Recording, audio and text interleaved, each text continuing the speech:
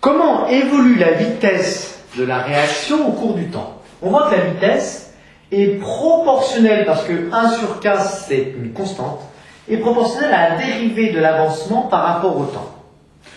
La dérivée de l'avancement, elle est donnée par la pente de la tangente. En effet, ici, on a d2a sur dt. Au départ, la pente est assez grande. Puis au cours du temps, d2a, il fait quoi? Pour un même dt, d2a sur dt, qu'est-ce qu'il fait? Eh bien, il diminue. La pente elle diminue. Même ici, d2a sur dt, ce segment d2a est de plus en plus petit. Et voilà dt.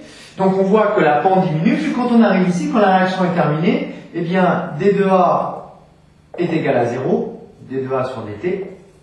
Donc la pente ici est nulle. Quand la pente est nulle, ça veut dire tout simplement que d2a sur dt est nul, donc la vitesse est nulle. La réaction est terminée si vous préférez. Donc au cours du temps, d2a sur dt diminue. Quand le temps augmente, d2a sur dt diminue. Donc comme la vitesse est proportionnelle à d2a sur dt, eh bien la vitesse au cours du temps, elle diminue. À quoi est-ce dû? Eh bien pourquoi la vitesse diminue? Tout simplement parce qu'il y a de moins en moins de réactifs dans le mélange réactionnel. Comme il y a de moins en moins de réactifs, il y a de moins en moins de produits qui se font. Donc l'avancement n'augmente plus, d de x n'avance plus. C'est-à-dire d de x égale 0, la vitesse devient nulle.